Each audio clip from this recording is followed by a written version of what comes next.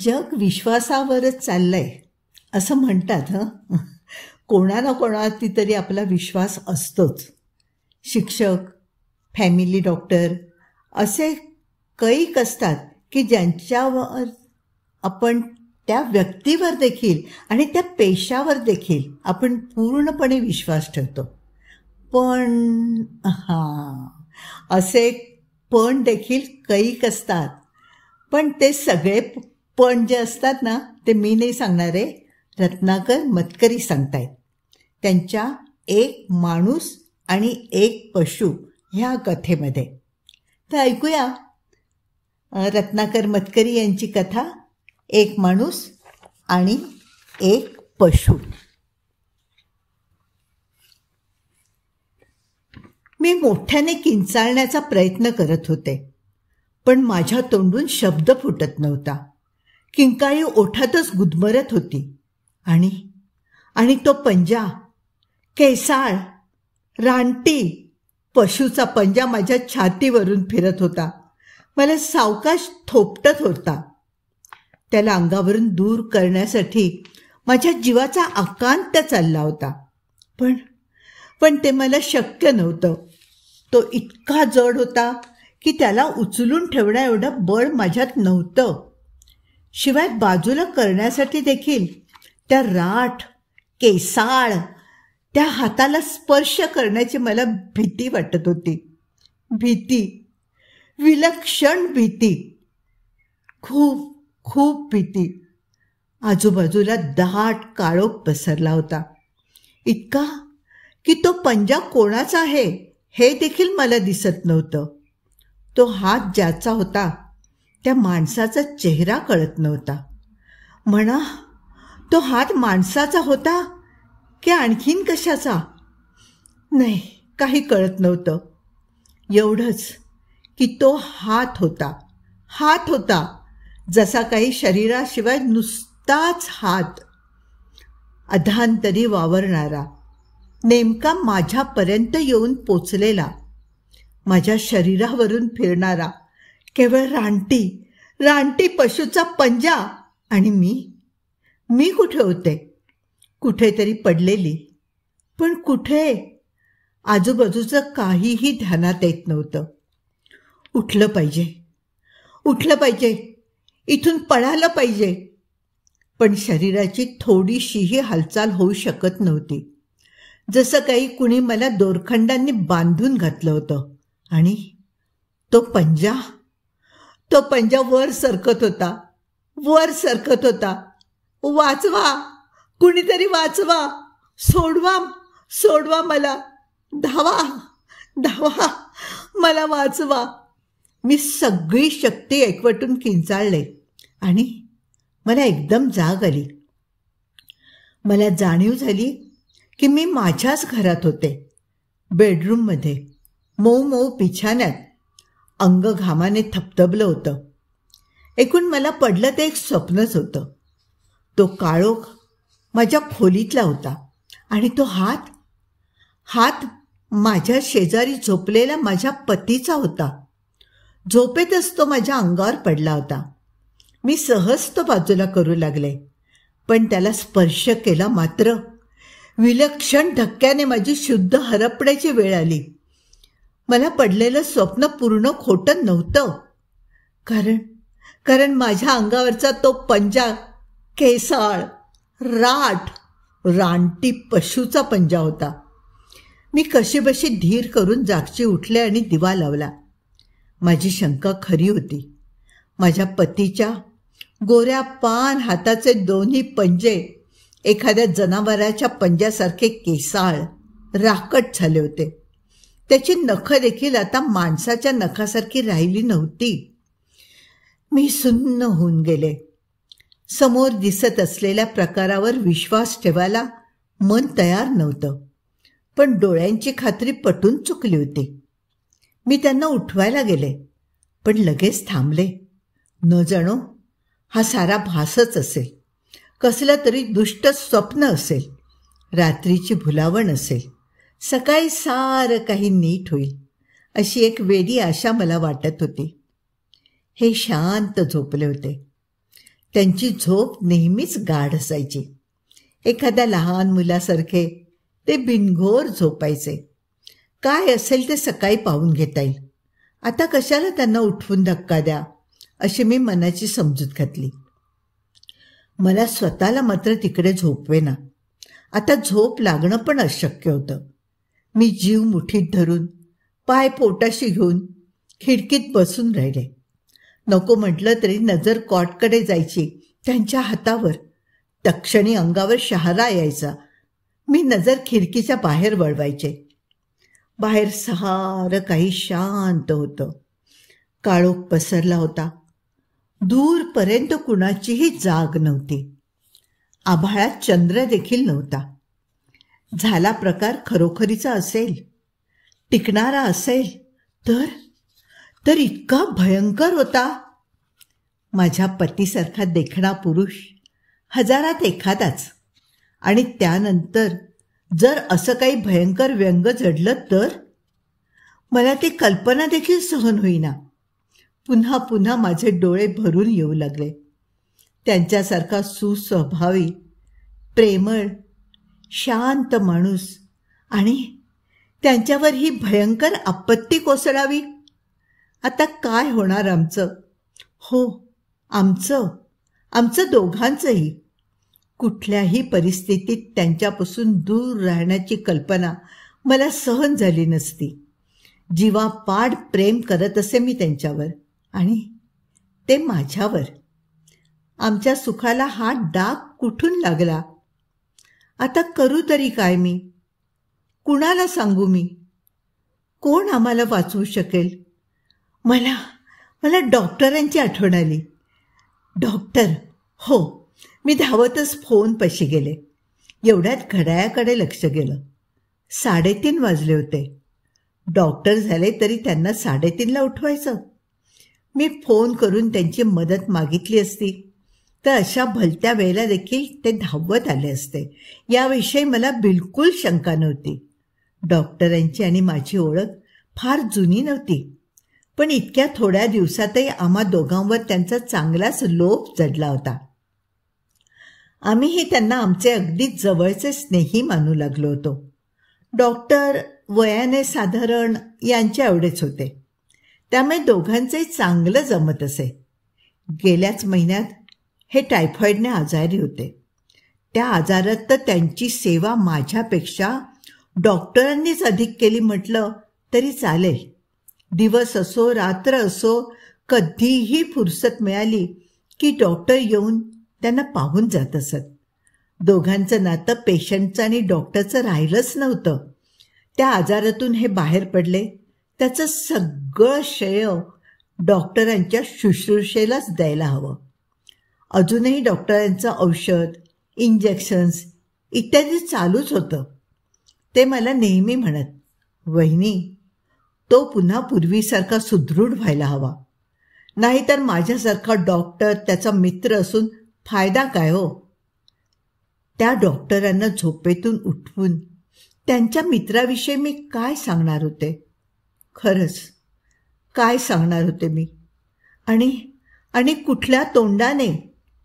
मी phone खाली ठेवला. उलट सुलट विचारांच्या वावटळीत मी ती रात्र कशीबशी काढली. पण ती भयंकर रात्र संपल्यानंतर सकाळ झाली. तीही मोठीशी चांगली नव्हती, कारण रात्रीचे भास सकाळी बिलकुल खोटे ठरले नाहीत. त्यांचे हात खरोखरच जनावराच्या पंजासारखे झाले होते.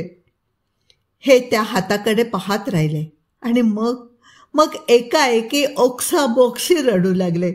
बस ते काही बोलले नाही, काही नाही.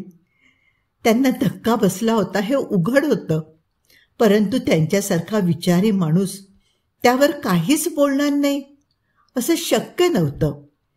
पण मनुष्य स्वभावाचं काय सांगावं, त्यातून हा प्रसंगच चमत्कारिक होता. डॉक्टर आले. मी काही न बोलता त्यांना यांच्या खोलीत घेऊन गेले. यांची अवस्था पाहिल्यावर त्यांच्या तोंडून तर पहिल्याने शब्दच फुटेना, पण आपला सारा धीर एकवटून त्यांनी त्यांची कसून तपासणी केली. मग त्यांना झोपून ते बाहेर आले आणि मला एका बाजूला बोलवून म्हणाले, वहिनी, तू धीर धरला पाहिजेस ह्या प्रसंगात. त्यांचं तोंडचं ते एक वचन ऐकून मला मोठा आधार वाटला. त्यांच्या आपुलकीने थोडा धीर आला, पण तो पुरेसा नव्हता. कारण त्यानंतर डॉक्टरांनी जे सांगितलं त्याने मी पुरती खचून गेले. मन घट्ट कर वहिनी. तुला आणि मला या प्रसंगाला घाबरून चालणार नाही. हा आजार साधासुद्धा नाही. तो फक्त हातावर थांबणार नाही, पसरत जाईल, सबंध शरीरात पसरत जाईल आणि माणसाचा पशु करून टाकेल. त्या दिवसापासून मी आणि माझे पती जगातून उठलो. यांना लोकात वावरणं अशक्यच होतं. दुसरा कुठलाही रोग असता तरी यांना लोकांकडून सहानुभूती मिळाली असती. पण आता सहानुभूतीची अपेक्षा सोडाच, नुसते समोर उभं राहायला देखील कोणी तयार झालं नसतं. एखाद्या पिशाच्यापासून दूर पळावं तसे लोक यांच्यापासून भीतीने दूर गेले असते आणि दूर जाऊन यांची कुचेष्टा टवाळी करत राहिले असते. आजवर यांनी सर्वांना मदत केली होती, पण त्यातलं कोणीही आता उपयोगाचं नव्हे. कोण कसं वागतं हे पाहायला देखील आता जागा नव्हती. आम्ही धोका पत्करणार नव्हतो. यांच्या रोगाविषयी एकाही माणसाला कळलं तरी तो दुसऱ्याकडे बोलल्याशिवाय राहिला नसता. दुसरा तिसऱ्याकडे, तिसरा चौथ्याकडे, अशी ही गुप्त गोष्ट तोंडातोंडी पसरली असती. मग लोक जमले असते दयेचं नाटक करायला आणि खरं म्हणजे यांची कुचेष्टा करायला. पिंजऱ्यात ठेवलेल्या प्राण्याला बघायला जमतात ना, तसे प्राणी. मला हे काही नको होतं, पण एकदा सुरुवात झाल्यानंतर ते टाळता आलं नसतं. म्हणून मी आधीच काळजी घेण्याचं ठरवलं. दिवसभर कुणालाही यांना भेटू दिलं नाही. मी आणि डॉक्टरांनी धावाधाव करून दिवसभरात सगळी तजवीज केली. गावापासून लांब, अगदी समुद्र किनाऱ्याजवळ एक छोटंसं घर आम्ही भाड्याने घेतलं. तिथेच आम्ही दोघे राहणार होतो. डॉक्टर वेळ मिळेल तेव्हा येऊन जाणार होते. त्यांची पूर्वीची औषधं बंद करून ताबडतोब त्यांनी नवीन औषधं सुरू केली. आम्ही नवीन घरी आल्यानंतर पहिल्या रात्री हे झोपी गेले. लहान मुलासारखे निर्वेद झोपी गेले आणि डॉक्टरांनी माझा निरोप घेतला.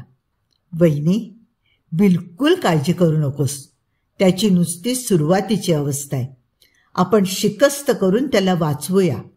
घाबरण्याचं काही कारण नाही आहे. घाबरण्याचं कारण नाही? दिवसभर मी उसनं अवसान आणून सगळी धावपळ करत होते. पण आता रात्र खायला उठणार होती. त्या केसाळ हाताच्या भीतीने रात्रभर डोळ्याला डोळा लागला नसता. कालचं ते स्वप्न पुन्हा पुन्हा दिसत राहिलं असतं. म्हणा, आता ते स्वप्न होतंच कुठे, ती वस्तुस्थिती होती. मनाने टाहो फोडला. डॉक्टर, तुम्ही नका ना जाऊ. मला एकटीला सोडून नका जाऊ. गावाबाहेर या निर्जन आणि या अमानुष आजाराच्या सोबतीला ठेवून नका ना जाऊ. मी भीतीने ऊर फुटून मरून जाईन हो. डॉक्टर, तुम्ही राहा. आजची रात्र तरी राहा. माझ्या सोबतीला राहाल ना? पण असं काही सांगणं रीतीला धरून नव्हतं. मला शोभणारं नव्हतं. मी काहीच बोलले नाही. मुकाट्याने डॉक्टरांना निरोप दिला. डॉक्टर गेले आणि मी हळूहळू धीट होऊ लागले. एकटेपणाच्या कल्पनेपेक्षा प्रत्यक्ष एकटेपणा कित्येकदा अधिक सुसह्य असतो. शिवाय आता मी मन घट्ट करायचं ठरवलं होतं. या प्रसंगात मीच जर घाबरले असते तर त्यांना आपलं कोणी म्हटलं असतं? माझ्यात आणि परक्या लोकांमध्ये मग फरक तो काय राहिला असता. मी त्यांच्या बिछाण्याशी गेले. ते झोपले होते, गाढ झोपले होते. पण आज त्यांच्या झोपण्याच्या पद्धतीत मला काहीतरी वेगळं वाटलं. एखादा प्रचंड कुत्रा. मी घाईघाईने तो विचार मनातून काढून टाकला. कदाचित तो नुसताच कल्पनांचा खेळ असेल. मला घाबरवायला वस्तुस्थिती पुरेशी होती. त्यात आणखीन कल्पनांची भर मला टाकायची नव्हती. मी त्यांच्या अंगावर पांघरून घातलं. त्यांनी झोपेतच ते बाजूला काढून टाकलं. बाहेर तर चांगलाच गारठा होता आणि हे अंगावर पांघरून घ्यायला तयार नव्हते. का बरं? पुन्हा एकदा माझ्या मनाने या प्रश्नाचं उत्तर दिलं. मग मात्र माझ्याने राहावेना. मी त्यांच्या शेजारी डोकं टेकून हमसाहमशी रडू लागले. माझ्या रडण्याने ते जागे झाले नाहीत. उलट रडता रडता मीच केव्हा तरी गाढ झोपी गेले. मला जाग आली ती दूरवर येणाऱ्या रडण्याच्या आवाजानेच. धक्क्यासरशी मी उठून बसले. ते बिछाण्यात नव्हते. मी घाईघाईने सगळ्या खोल्या पाहिल्या. त्यांचा कुठेच पत्ता नव्हता. मी दार उघडून बाहेर आले. पुन्हा एकदा माझ्या कानावर रडण्याचा आवाज आला. त्या दिशेला मी लांबवर नजर टाकली. समुद्रावरच्या वाळूत कुणीतरी बसलं होतं. पण ती आकृती माणसाची वाटत नव्हती. चंद्र माथ्यावर आला होता. त्याच्या प्रकाशात पाणी झळाळत होतं. वाळू देखील रुपेरी झाली होती. मी त्या काळ्या आकृतीच्या रोखाने निघाले. जवळून पाहिल्यावर कळलं की ते माझे पतीच होते. दोन्ही हात वाळूत रोवून गुडघे पोटाशी घेऊन बसले होते आणि म्हणूनच लांबून ते माणसासारखे दिसत नव्हते. त्यांनी तोंड चंद्राकडे केलं होतं आणि विव्हळल्यासारखा चमत्कारिक आवाज त्यांच्या तोंडून निघत होता. डोळे उघडे होते आणि चंद्रप्रकाशात विचित्रपणे चमकत होते. मी त्यांना बऱ्याच हाका मारल्या तरी त्यांनी माझ्याकडे लक्ष दिलं नाही. अखेरीस मी खांद्याला धरून त्यांना हलवलं. तसं त्यांनी वळून माझ्याकडे पाहिलं आणि एकदम जबडा वासला. मी भीतीने चटकन मागे झाले. चंद्रप्रकाशात त्यांच्या जबड्याच्या दोन्ही बाजूंना नवीनच आलेले 2 सुळे चकाकले. घाबरू नकोस असं पुन्हा पुन्हा मनाला बजावत मी त्यांना उठवलं. चला ना, घरी चला. इथे काय करताय गारठ्यात? मी त्यांना हलकेच म्हटलं. ते उठून उभे राहिले. क्षणमात्र त्यांनी माझ्याकडे पाहिलं आणि ते घराच्या दिशेने पळत सुटले. मी समजून चुकले. माझ्या पतीचा मेंदूही आता माणसाचा राहिला नव्हता. सारं काही कमालीच्या वेगाने घडत गेलं. त्यांना लोकांपासून दूर आणून ठेवण्याची डॉक्टरांची कल्पना किती बरोबर होती हे माझ्या लक्षात आलं. त्यांच्या शरीरात फार भराभर फरक पडत होता. त्या साऱ्या घटनांपासून मी आता पुष्कळ दूर आले म्हणून निदान मला आता ते सांगता तरी येत आहे. पण प्रत्यक्ष त्या दिवसांमध्ये मी कायमची जीव टांगणीला लावून होते. काय करावं काही सुचत नव्हतं. सगळीकडे अंधार पसरला होता. दररोज सकाळी उठल्याबरोबर त्यांच्यात नवीन काहीतरी फरक पडलाय हे पाहण्याची सुद्धा मला आता शक्ती राहिलेली नव्हती. म्हणा ते पाहण्याची गरजही नव्हतीच. दिवसेंदिवस यांच्यामधलं माणूस पण कमी होत चाललं होतं आणि ते एखाद्या मोठ्या काळ्या जनावरासारखे दिसू लागले होते. त्यांच्या हातापायांचा घाट बदलला. त्यामुळे त्यांच्या उठण्या बसण्याच्या पद्धतीत फरक पडला. अंगभर लव पसरली. चेहरा निमुळता होऊ लागला. हे वर्णन करताना देखील माझ्या अंगावर शहारे येत आहेत. जाऊ दे थोडक्यात सांगायचं तर त्या दिवसांमध्ये मी एका भयान स्वप्नात वावरत होते आणि स्वप्नामध्येच जसा माणसाचा आकार बदलून एखादं भीषण रूप धारण करेल तसा तो बदलताना मी प्रत्यक्ष पाहत होते. त्यांच्या सवयी देखील माणसाच्या राहिल्या नव्हत्या. बोलणं ते तर अजिबात तुटलं होतं. अधूनमधून ते तोंडाने काहीतरी चमत्कारिक आवाज करत. बस तेवढंच. जेवण कमी कमी होऊ लागलं होतं. झोपताना देखील ते एखाद्या प्राण्यासारखं अंग पसरून देत. तरीही अजून त्यांचं माणूसपण एका गोष्टीत शिल्लक होतं. त्यांची माझ्याकडे पाहण्याच्या नजरेत, इतक्या करुण आर्त नजरेने त्या माझ्याकडे पाहत की तसं पाहणं कुठल्याही जनावराला अशक्य होतं. त्यांनी माझ्याकडे तशी टक लावली की मला भडभडून येईल. काही क्षण तर माझी भीती, घृणा सारं काही विसरून मी त्यांच्या डोक्यावर हलकेच थोपटत बसून राही. डॉक्टर प्रयत्नांची शिकस्त करत होते. दररोज ते इंजेक्शन देत. पुढे इंजेक्शन देणं अशक्य होऊ लागलं. तेव्हा ते पोटात औषध देऊ लागले. तरीही रोग दिवसेंदिवस हाताबाहेर चालला होता. आमची ओळख न देता यांच्या आजाराविषयी जेवढ्या डॉक्टरांची चर्चा करता येणं शक्य होतं तेवढं सगळं डॉक्टर करत होते. दररोज नवीन औषधं वापरून पाहत होते. पण कणभरही गुण येत नव्हता. त्या भयानक रोगावरची आमची उपाययोजना म्हणजे एखाद्या प्रचंड राक्षसाशी टाचणीने सामना देण्यासारखं होतं. त्यांचं माणूसपण भोवऱ्यात सापडलेल्या काटकीसारखं झपाट्याने नाहीसं होऊ लागलं होतं. तरी देखील मी खुळी आशा ठेवून होते की ते परत माणसात येतील, नक्की येतील, केवळ त्यांच्या नजरेवरून. आणि एका दिवशी ती देखील आशा संपली. त्यांच्या नजरेतील माझी ओळख पुसली गेली. तिथे एक कायमचा गरीब गढूळ भाव पसरला. माझ्या हालचालीबरोबर त्यांची नजर फिरेनाशी झाली. ते मला ओळखत पण नजरेने नाही, हुंगून ओळखत. हे लक्षात आलं त्या क्षणी मात्र मी कायमची खचले. त्यांना सोडून मी बाहेरच्या खोलीत आले आणि हमसाहमशी रडत जमिनीवर कोसळले. डॉक्टर माझ्या जवळ आले. माझ्या शेजारी जमिनीवर बसले. माझे दोन्ही खांदे धरून त्यांनी मला उठवलं. काय करू हो डॉक्टर, आता मी काय करू? मी स्फुंदत म्हणाले. यावर ते नेहमीसारखं काहीतरी धीराचं बोलतील अशी माझी अपेक्षा होती.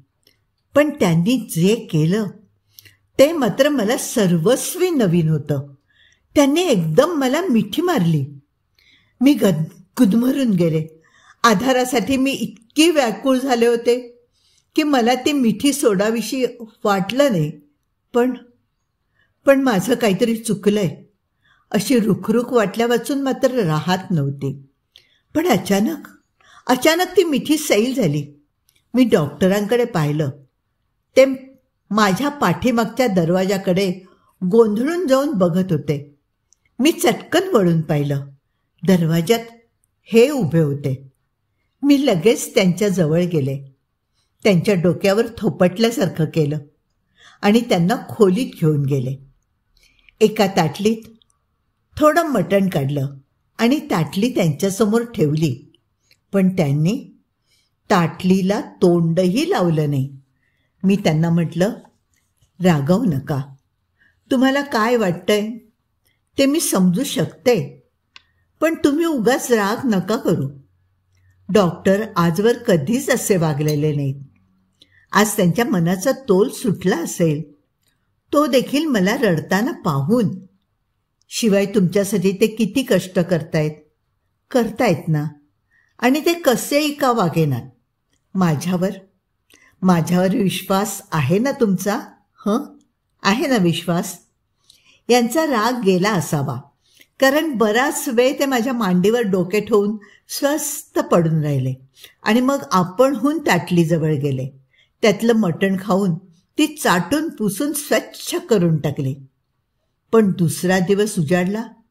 तो याहूनही भयंकर. रोजच्या सवयीने मी काम आटपून त्यांना उठवण्यासाठी खोलीत गेले आणि मला जे दिसलं त्याने किंचाळतच मी खोलीच्या बाहेर पडले. यांच्या जागी एक मोठा काळा कभिन्न लांडगा जीप पाजळत उभा होता. मी कशीबशी घराबाहेर पडले, कडी लावून घेतली आणि पळत सुटले. रिक्षात बसले तेव्हा माझा अवतार प्रेक्षणीय झाला असणार, कारण रिक्षावाला देखील माझ्याकडे क्षणभर पाहतच राहिला. त्याला डॉक्टरांचा पत्ता देऊन मी थोडी स्वस्थ झाले. वाटू लागलं, मी हे काय केलं? आजवर कधीच मी त्यांना एकटं सोडून आले नव्हते. भीती? कुणाची भीती? लांडग्याची? छे छे छे, ते तर माझे पती होते. त्यांना घाबरून कसं चालेल? आणि कशाला घाबरायचं? ते काय करणार होते मला? काय केलं असतं त्यांनी मला? रिक्षा डॉक्टरांच्या घराशी थांबली, पण ते घरी नव्हते, दवाखान्यातही नव्हते. कुणीतरी सांगितलं की ते लॅबोरेटरीमध्ये गेलेत. मी रिक्षा लॅबकडे घ्यायला सांगितली. मनाचं कितीही समाधान केलं तरी मला एकटीला परत जाण्याचं धाडस नव्हतं. या क्षणी मला डॉक्टरांच्या सोबतीची विलक्षण गरज होती. रिक्षा सोडून मी एकटीच लॅबमध्ये गेले. दरवाजा उघडाच होता. मी तो हळूच लोटला.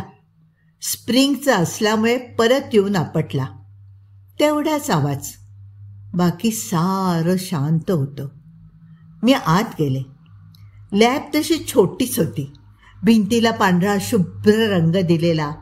सगळीकडे गडद शांतता पसरली. त्यामुळे तर ते एक मोठं थडगं वाटत होतं.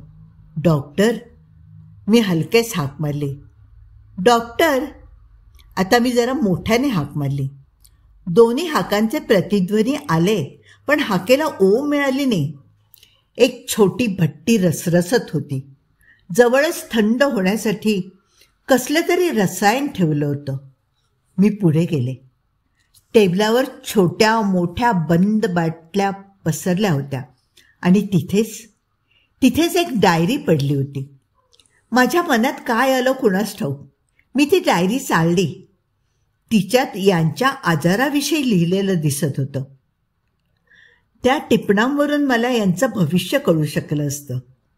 डॉक्टर मला धीर देत, पण खरोखरीच आशेला जागा होती किंवा नाही हे डॉक्टर मला सांगू शकत नव्हते. डायरी घरी न्यावीशी मला वाटू लागलं. डॉक्टर परवानगी देणार नाहीत हे उघडच होतं. लपवून नेण्याएवढी ती डायरी छोटी नव्हती. मी आजूबाजूला चाहूल घेतली. सारं शांत होतं. मी डायरीतली काही पानं टरकावली, घडी करून ती ब्लाऊजमध्ये लपवली आणि वळते तर दारात सावली पडली. डॉक्टर नेहमीच्या शांतपणाने पुढे झाले. माझी गोंधळलेली मुद्रा पाहून म्हणाले, इथली डायरी कुठे? मी अधिकच गोंधळले. म्हणाले, मी नाही घेतली. पण त्यांचा विश्वास बसणं कठीण होतं, कारण डायरी टेबलावर नव्हती. इतक्यात त्यांना ती दिसली. गडबडीत ती टेबलाच्या खाली पडली होती. वाचलीस तू ती? नाही. पण मला एक सांगा ना, काय आहे तिच्यात? आणि हे कायम असे राहणार का? सुधारण्याची काही आशा आहे का? डॉक्टर गंभीर झाले. तुला मन घट्ट करायला पाहिजे, ते म्हणाले. तो पुन्हा माणूस होणार नाही. मग इतके दिवस का लपवलं हे तुम्ही? पहिल्यांदाच का नाही सांगून टाकलं? का खोटी आशा लावलीत मला? बोलता बोलता मी डायरीवर झडप घातली, पण डॉक्टर बेसावत नव्हते. त्यांनीही डायरीवर हात टाकला होता. माझ्यात कुठून बळ आलं कुणास ठाऊक, पण ती डायरी मिळवण्यासाठी मी जिद्दीने झगडत राहिले. डॉक्टरही ती हातची सोडायला तयार नव्हते.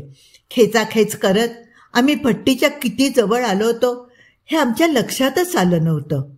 ते लक्षात आलं ते डायरी आमच्या हातून सुटून भट्टीत पडली तेव्हा.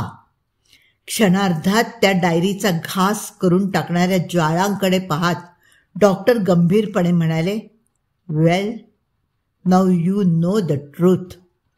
मी आणि डॉक्टर घरी आलो. बरोबर एक साखळी आणली होती. त्या साखळीकडे नजर जाताच पुन्हा पुन्हा माझे डोळे भरून येत होते.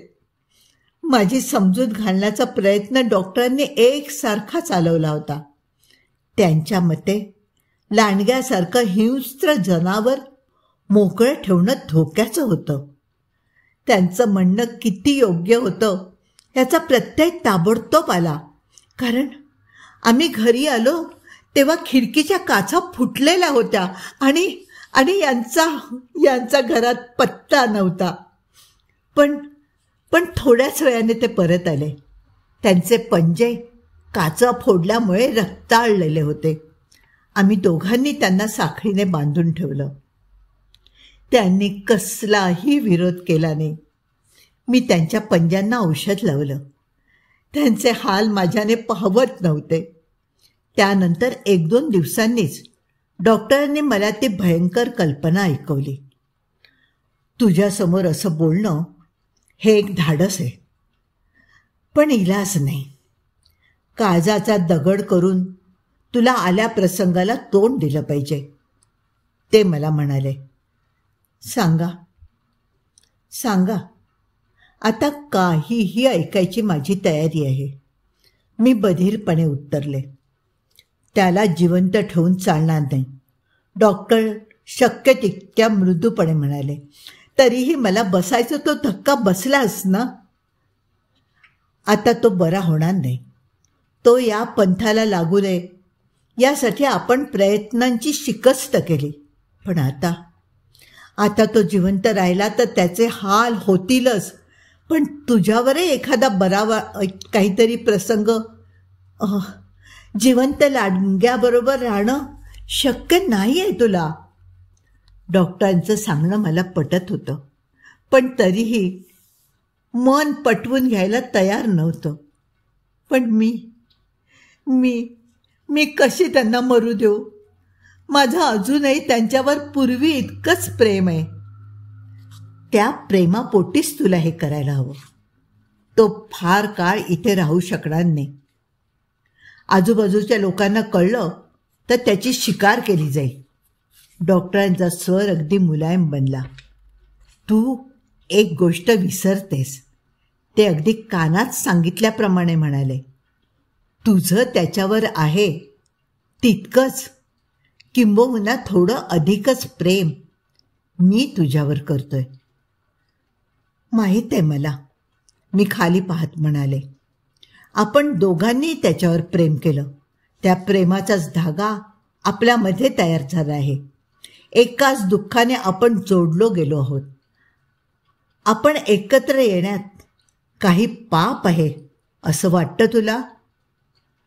नाही, मी हलकेच म्हणाले. मी फक्त त्यांचा विचार करत होते. तो विचार आता माझ्यावर सोपवून तू निर्धास्त राहा, डॉक्टर म्हणाले. त्या रात्री डॉक्टर पुन्हा आले. वाळूत बसून आम्ही पुढचा सारा बेत तपशीलवार ठरवला. पौर्णिमेच्या रात्री आम्ही त्यांना गोळी घालायची ठरवली. पौर्णिमेला 3 दिवस होते. मी यांचं खाणं जवळजवळ बंद करून टाकलं होतं. मी एकसारखी त्यांच्याशी बोलत बसे. तासन तास त्यांना समजावीत राही. त्यातलं कितीसं त्यांना समजत होतं कुणास ठाऊक, पण ते शांतपणे ऐकत असत. मी अजूनही त्यांच्या डोक्यावर थोपटत असे. माझी भीती साफ नाहीशी झाली होती. मन कमालीचं कठोर झालं होतं. हे उपासाने चिडले होते. फारच झालं तर मी त्यांना थोडंसं मटण देत असे. पौर्णिमेची रात्र उगवली. डॉक्टर रायफल घेऊन आले. मी यांना घेऊन वाळूत गेले. पाणी चंद्रप्रकाशात धार काढलेल्या हत्यारासारखं लखलखत होतं. डॉक्टरांनी रायफल उचलली. पण मग काय झालं कोंडणे? ते थबकले. मला म्हणाले, माझ्याच्याने हे होईलसं वाटत नाही. मी डॉक्टर आहे. माझा जन्म पेशंट्सना जगवण्यासाठी आहे, मारण्यासाठी नव्हे. हे बोलताना डॉक्टरांचा चेहरा खरंच फार मोहक दिसत होता. चंद्रप्रकाशात तो उजळून निघाला होता. त्यांच्या कुरळ्या बटांमध्ये चांदणं खेळत होतं. मी हताशपणे हसले. मला वाटलंच होतं डॉक्टर की तुम्ही आयत्या वेळेला कच खाल. आणा आणा ती रायफल इकडे. मी हात पसरले. तू तू मारशील त्याला? डॉक्टरांनी आश्चर्याने विचारलं. हो डॉक्टर, त्यांना शांती मिळवून देणं हे माझं काम आहे. त्यांच्या सुखाकरता मी आजवर मागे पाहिलं नाही. आताही मी कचरणार नाही. तुमच्यासारख्या तिराहिताने हत्येचं पाप का घ्यावं? पण मला ते घ्यायला हवं. ते माझ्या नशिबातच लिहिलेलं आहे.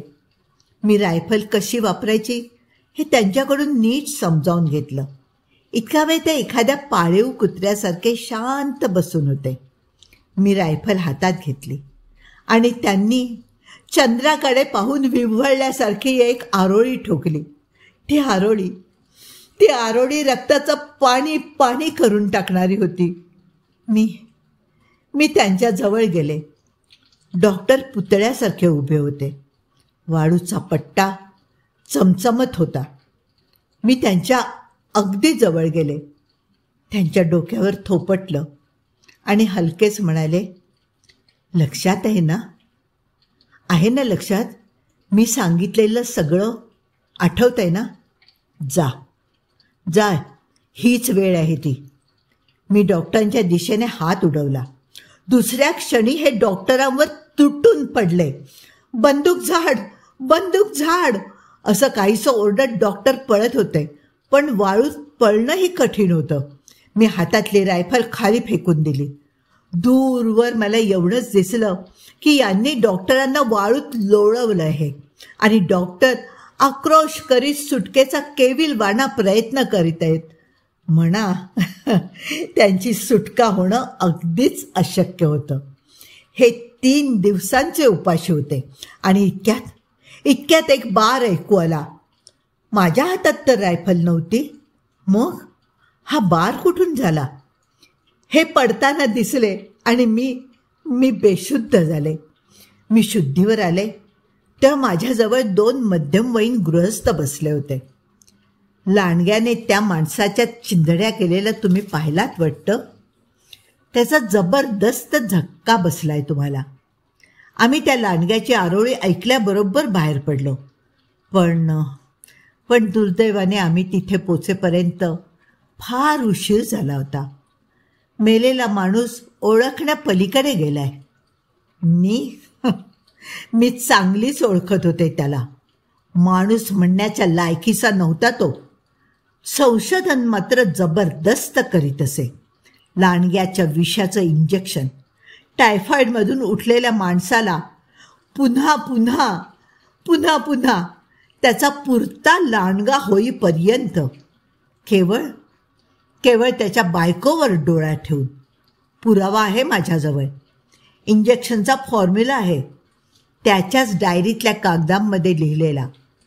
त्याला अर्थातच ते माहीत नव्हतं, कारण ती फाटकी डायरी मी भट्टीत टाकली. त्याला वाटलं चुकून पडली. पण मी काहीच बोलले नाही. त्या माणसाची ओळख दाखवली नाही. आता मला त्याच्याशी काही कर्तव्य नव्हतं. माझा सूड मी घेतला होता. मी फक्त एवढंच म्हणाले, गेले 2 दिवस माझे यजमान बेपत्ता होते. तुम्हाला काय वाटतं? त्या लांडग्याने तर काही. त्यांनी मान डोलावली. We are very sorry. पण तुमची शंका बहुधा खरी असावी. लांडग्याची जात ही अशीच असते. एकदा एखाद्या भागात त्यांचा धुमाकूळ सुरू झाला की मग. पण आता तुम्ही काळजी करू नका. तुमच्या पतीबद्दलचा सूड आम्ही घेतलाय, त्या जनावराला मारून.